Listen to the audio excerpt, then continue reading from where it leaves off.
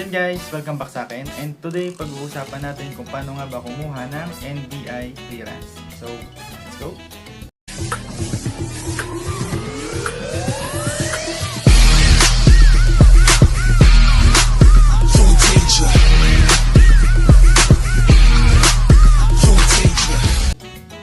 So yun guys, today pag-uusapan natin kung paano nga ba kumuha ng NBI clearance.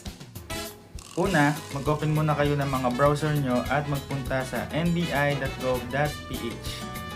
Pag nasa website na kayo, click nyo naman ang Apply NBI Clearance Online at mariredirect kayo sa another website na clearance.nbi.gov.ph.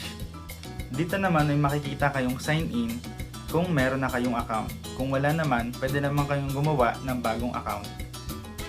Mag-fill out lang kayo sa register as new account at mag-sign up. At pagtapos na kayo at meron na kayong account, pwede na kayong mag-sign in.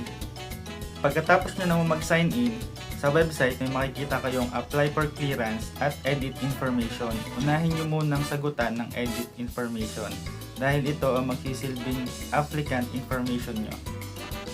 After nyo sagutan, pwede nyo na i-click ang apply for clearance at i-click ang I agree kung tama ang nakalagay.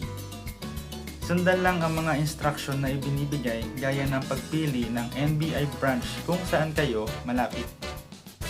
Sunod naman ay ang pag-schedule ng appointment. Pagkatapos nyo naman magpa-schedule, punta naman kayo sa payment option.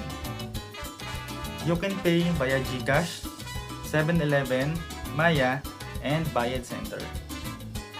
Ang sunod na dyan ay ang personal appearance. On your appointment day, go to the NBI branch kung saan kayo nagpa-schedule.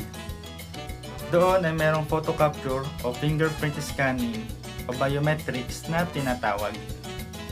Huwag nyo din kalimutang dalhin ang inyong mga valid IDs gaya ng Philippine passport, driver's license, national ID, UMID, voter's ID or certificate, PRC license, and PSA issued birth certificate. Kailangan kasi doon ay dalawa. Nga pala, huwag niyong kakalimutan ng screenshot ng inyong appointment slip and proof of payment. Yan, huwag niyong kakalimutan yan. So yun guys, sana ay may natutunan kayo sa panonood ng video na to.